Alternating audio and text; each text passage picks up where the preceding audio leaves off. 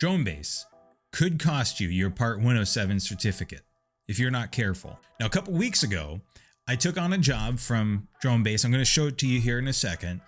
And if I wasn't careful, I would have been in major violation of restricted airspace. I've redacted some information here. You can see in blue, it says date and time. It actually had the date and the time. It would actually list the date there and the time there. There's other information that I've redacted a little further down, you see in red. So what they do is they tell you that it's pre-scheduled, pre-flight checklist. There's certain things that you're gonna need, like the construction onboarding. If you haven't done a drone-based job yet, they're gonna have you go through a training. It's just like a little PowerPoint kind of thing.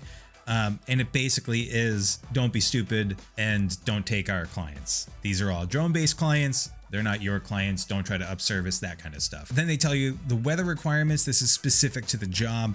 A client might tell you, okay, it can be 10% cloudy. It can be 20% cloudy. It can be 100% cloudy. It doesn't really matter. Places like California, Southern California, really don't like to have clouds in the sky because it's, everybody thinks it's bright, beautiful, sunny California. So you have to make sure that you pay attention to this. If it's more than whatever it says, you have to cancel the mission, okay? Or postpone it or talk to them. Camera settings, it talks about what they expect. If it's 4K video, 30 frames per second, you can see it all here. And then you get down into special instructions. And in this particular case, all it was saying was that the flight was coordinated by Company A. Now I'm hired by Drone Base, and then I'm representing Company A. So when I go on site, I say, hi, I'm Dave from Company A, which you'll see in a minute here in the script.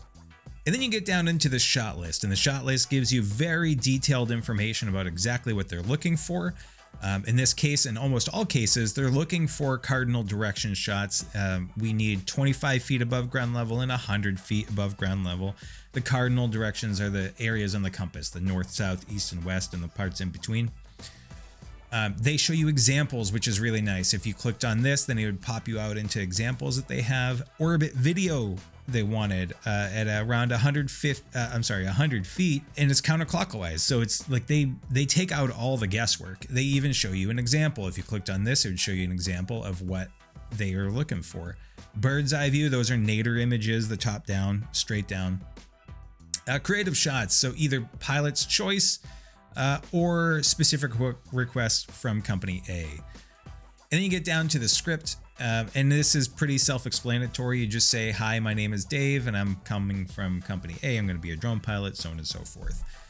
This is where you could possibly maybe hit a violation. This is where I had it. Okay, so this had all sorts of other contact information. It was telling me who the foreman was on site and who else I was supposed to contact. Time, all that kind of stuff, right? Then they gave me an airspace authorization that was approved up to 350 feet.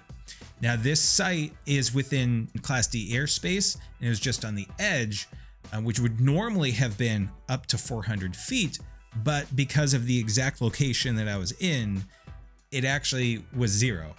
So you have to be very careful when you're looking at the maps. Make sure that you're looking exactly where you need to be and zoom in, because if you don't zoom in, you might say, oh, 400 feet, perfect, I'm awesome.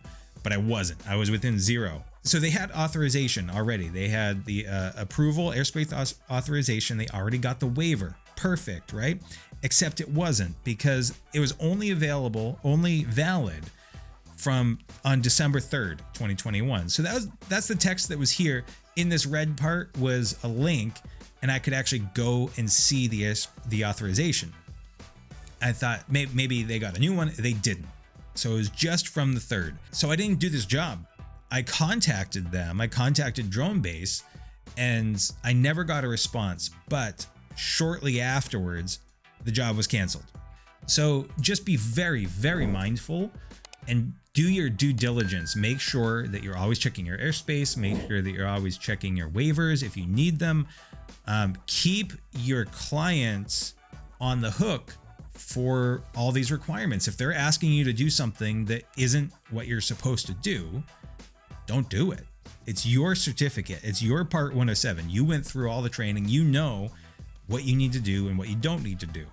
There's lots of other people that are using Drone Base or Drone Up, and they're not having any issues, but just make sure that you don't get hurt from this. Okay, that's it. Real quick, easy one for you today. Until next time, fly safe and be good to each other.